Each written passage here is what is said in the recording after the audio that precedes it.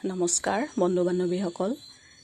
এই কাজিৰঙা ৰাষ্ট্ৰীয় উদ্যানৰ গেটৰ ফালেদি পাৰ হৈ আহিছোঁ। মই নগাঁৱলৈ যাবলৈ লৈছোঁ।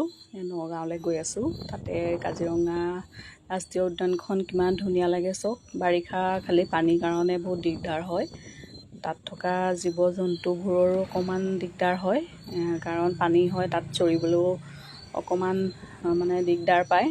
ৰাস্তাদি পাৰ হৈ যায়, য'ত ওখ জেগা পায় তালৈ সেই জেগাকণলৈ বিচাৰি যায়। সেইবাবে ৰাস্তাত গাড়ী লাহে লাহে চলাব লাগে। তাত বাৰু দিছেই কিমানত চলাব লাগে, তথাপিতো ভালকৈ চাই চিতি চলাব লাগে, কাৰণ জীৱ জন্তু তেওঁলোকেতো নাজানে কেনেকৈ চলাব মেলিব লাগে। মই এয়া গাড়ীত গৈ আছোঁ।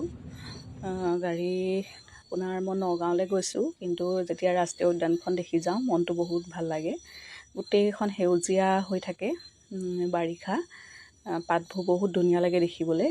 তাৰ গছ গছনিবোৰ, তাতে বুঢ়া পাহাৰটো আপোনাৰ বহুত সৌন্দৰ্যটোৱে ধুনীয়া লাগে দেখি। মই তাৰে মনোমোহা দৃশ্য উপভোগ কৰি গৈ আছোঁ।